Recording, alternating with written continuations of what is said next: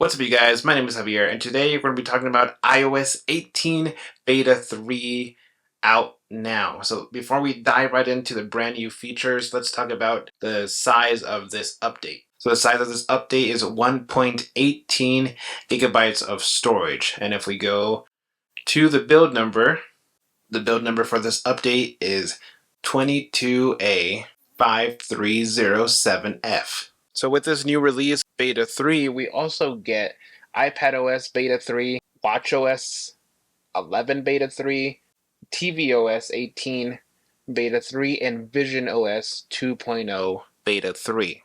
We also did receive a beta firmware, so if we go to our About section, we have 2.14.01. So let's dive right in and let's see what is new. A lot of these apps got a new update with dark mode.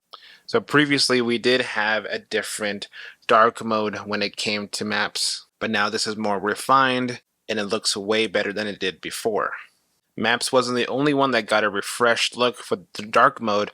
As you can see next to it, Google Maps had a new dark mode refresh. Mostly all the apps besides Apple's. Some apps haven't gotten their dark mode look yet, but if we see here in Messages, YouTube, Facebook, they got a brand new look in dark mode. And if we go to our other apps here, such as X, YouTube, Uber, DoorDash, they have different dark mode themes now. So if we go to our settings here, go to Edit, Customize, and if we switch it over to light mode, you'll see how the apps have changed from their original look to dark mode. So it looks way better than it did before. And this isn't a developer push towards the dark mode, is mostly a software push towards the app. So now we have a new emoji picker. So if we go down here, open up emojis, we have a brand new kind of layout look to them. The emojis are much bigger and brighter than they were before. Before they were just kind of small and kind of clumped together. These ones you could actually see what emojis you have previously. So they're not all clumped together, they're much bigger and easy to tap and look at what you're pressing. Also in the emojis section, now you have your Memojis. So if we go over here, normally they were in a different area. You had to hit plus and then go to Memoji and then they would appear. But now they have them here in this option, easy to access and to send. So we have a couple new wallpapers here. If we go to our wallpaper pack and you see we have a new dynamic wallpaper. So you can see how it's changing here. Before we could only swipe between different colors, swipe between them, but now this is changing dynamically, which is pretty neat. This update also brings a new animation to flashlight. So if we turn on flashlight, it's much bigger on the flashlight here. And if we want to brighten it, it has a new animation there. No longer have that little line that we did before in beta 2. So the line is much different. And it looks like it's much easier to change. That pretty cool animation there. In beta 3, we have a new splash page here for the fitness app. It gives you more customized summary, flexible goals, training, load, all new fitness plus. Okay, so if we go into our fitness app here, and if we hit our activity rings, if we scroll down to where it says change goals, we hit schedule. Now it says move goal schedule. Before it said customize move goal. Also up here, now it says daily instead of basic. They also redesigned the graphic here as well, and Monday throughout the week. They have bigger text as well, more bolder, and also set move goal schedule. It's much smaller than it was before. And if you hit the plus or minus, it goes up or down of 20 instead of before it went up or down of 10 calories. And if you go back to your active rings and we hit plus or minus, now it says change daily goal instead of before adjust goal schedule. Now we have a new change here in photos. So before in photos, when we wanted to select these photos, we would have to swipe into photos to have the option to select a photo to appear. But now if we swipe up, the select option is now there. So now we could actually select photos from this layout instead of swiping into photos to have select up here. We also have the search and select option flipped around. You also have a new animation when you hit select. It does fill up the screen, then before it did not. And now if you go into an individual photo, we used to have a rounded layout for a photo, but now it's squared off. So now it will no longer zoom in and out like it did before when you pressed one of the photos. We also have a new how-to guide for Control Center. So if we go to settings, we go to Control Center, it now shows you a quick animation how to customize Control Center. You swipe down from the top right edge to open Control Center and add and resize any controls. As before, we did not have this how-to animation guide for Control Center.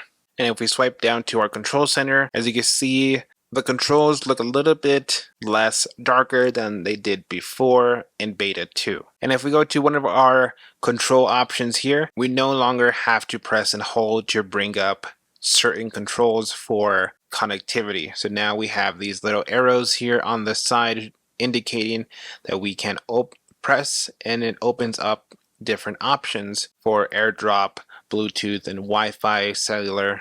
Now we can just press and it brings up more options for you to choose. We also have a new splash page for Apple Podcast. So now it shows here precise sharing, share the link to a specific time from the player or transcription, faster search as well, and more playback control. So if we jump into one of these podcasts and we share this podcast here, so if we press these three dots here, share episode, and now gives us a indication here to share from the start or from the time that we are listening to. So we can actually share a certain part of the podcast. Looks like in beta 3 they fixed that glitch bug with screen time. Before in beta 2, a lot of people did not have access to screen time. It just glitched. It completely froze the settings app. So if we go down here, go to our screen time.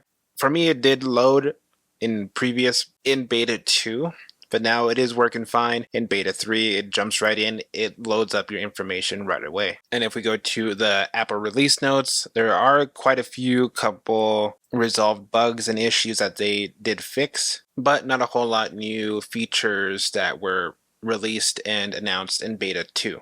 But I will leave a link down in the description below so you can check it out. So it looks like in beta 3 now, switching between light and dark mode in different customizations, that bug is no longer here. So if we switch to light mode, they easily switch seamlessly. If we go to dark, go to light, go to dark again, go to light, looks like it's not having that glitch or delay.